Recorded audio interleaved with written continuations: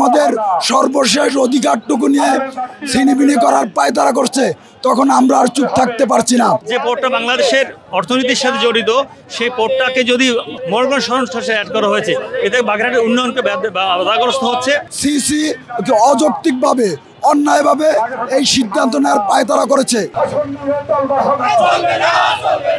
বাগেরহাটে 4টি আসন ছিল, মূলত বাগেরহাটে উপজেলা 9টা, সেখানে মোল্লাহাট, চিতলমারী, ফকিরহাট নিয়ে 1 আসন ছিল। 2 নম্বর আসন ছিল বাগেরহাট সদর এবং কচু উপজেলা নিয়ে।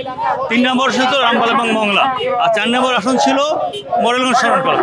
সেক্ষেত্রে মোরেলগঞ্জে 3 নম্বর যে আসনটা ছিল আমাদের ঐতিহ্যবাহী পোর্ট যেটা মংলা বন্দর, সেই মংলা বন্দর এবং রামপালকে ভেঙে একটা মোরেলগঞ্জ শরণখোলার সাথে একটা বাগেরহাট কচুর সাথে অ্যাড করে দিয়ে তারা সেই আসনটিকে বিলুপ্ত করেছে। যেখানে মংলা একটা আন্তর্জাতিক একটা পোর্ট, যে পোর্টটা বাংলাদেশের অর্থনীতির সাথে জড়িত, সেই পোর্টটাকে যদি এখন মোরেলগঞ্জ সংস্থায় অ্যাড করা হয়েছে, এতে বাগেরহাটের উন্নয়নকে বাধাগ্রস্ত হচ্ছে।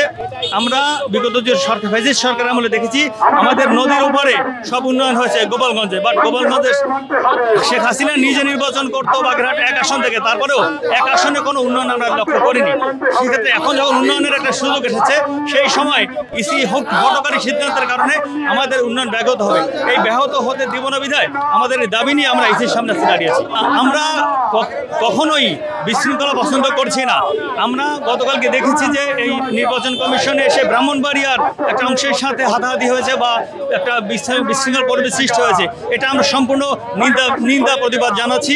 এবং এখানে রুমিন ফারহানা ছিলেন একজন, উনি পতিতদশা রাজনীতিবিদ এবং আইনবিদ, উনি থাকা অবস্থায় এই ধরনের প্রত্যাশা আমরা করি না। বাট বাগেরহাটে আমরা সুশৃঙ্খলভাবে আমরা আছি। এখানে বাগেরহাট সর্বদলীয় আমরা সকল দলের মানুষ এখানে দাঁড়িয়েছি জাতীয় স্বার্থে, এলাকার স্বার্থে। এখানে কোনো বিশৃঙ্খলা হবে না বলে আমরা মনে করি। বাংলাদেশের সর্বদক্ষিণের জেলা বাগেরহাট জেলা, আমরা সুন্দরবনের পাদদেশে আমাদের অবস্থান। আমরা সিডোর আইলার মতো আমরা প্রতিনিয়ত প্রাকৃতিক এইসব দুর্যোগ মোকাবেলা করে থাকি।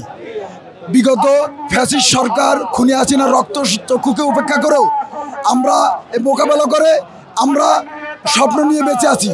তারপরও যখন আমরা জানতে পেরেছি নির্বাচন কমিশনের কারিগরি মনিটরিং টিম বাগেরহাটের 4টি আসনকে সংকুচিত করে 3টি আসনে রূপ দিয়েছে এবং প্রস্তাবনা দিয়েছে, এবং বাগেরহাট 3 মোংলা রামপালকে বিভাজন করেছে। এইটা জানার পর আমরা অত্র জনপদের মানুষ আমরা ক্ষুব্ধ হয়েছি, আমরা আহত হয়েছি, আমরা খুব কষ্ট পেয়েছি। আমাদের বক্তব্য স্পষ্ট, এইটা সিসি অযৌক্তিকভাবে অন্যায়ভাবে এই সিদ্ধান্ত নেওয়ার পায়তারা করেছে। আমরা এখানে আশঙ্কা করছি এখানে বড় কোনো ষড়যন্ত্র রয়েছে, ইন্ডিয়ার ষড়যন্ত্র রয়েছে।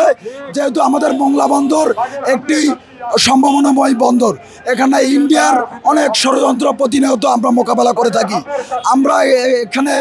আমরা যে ষড়যন্ত্রের গন্ধ পাচ্ছি, এই জায়গায় সেই ফ্যাসিস্ট সরকারের দোসরদের ষড়যন্ত্রের গন্ধ পাচ্ছি। আমাদের স্পষ্ট কথা হচ্ছে, আমরা বাগেরহাট জেলার আমাদের জনপদের মানুষ, আমরা বিভিন্ন সরকারি অনুদান, সরকারি ফ্যাসিলিটি থেকে আমরা অবহেলিত, নির্যাতিত, নিপীড়িত। তারপরও আমরা আশা নিয়ে বেঁচে আছি।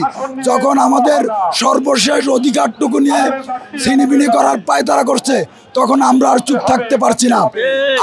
আপনারা জানবেন গতকালকে বাগেরহাট জেলায় সর্বাত্মক অবরোধ পালিত হয়েছে। স্কুল থেকে শিক্ষক, ছাত্র, শ্রমজীবী, পেশাজীবী, আপামর জনগণ রাস্তায় নেমে উঠেছে। আমাদের সর্বাত্মক অবরোধ হয়েছে, যা আমাদের দক্ষিণাঞ্চল নয়, বাংলাদেশে বিরল। আমরা স্পষ্ট বলতে চাই, আজকে ঢাকাস্থ বাগেরহাটের যে সাধারণ মানুষরা ঢাকায় থাকে, আজকে অস্তিত্বের টানে নির্বাচন কমিশনের অফিসের সামনে এসে জড়ো হয়েছে।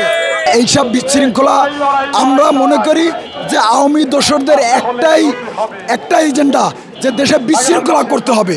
এইটা আমরা মনে করি যে এইটাও তার একটা অংশ, এইটা একটা বিচ্ছিন্ন ঘটনা। তবে আমাদের এই প্রকৃত ন্যায্য দাবিকে অন্যদিকে ডাইভার্ট করার জন্য একটা চক্রান্তকারী এটা করতে পারে বলে আমাদের ধারণা।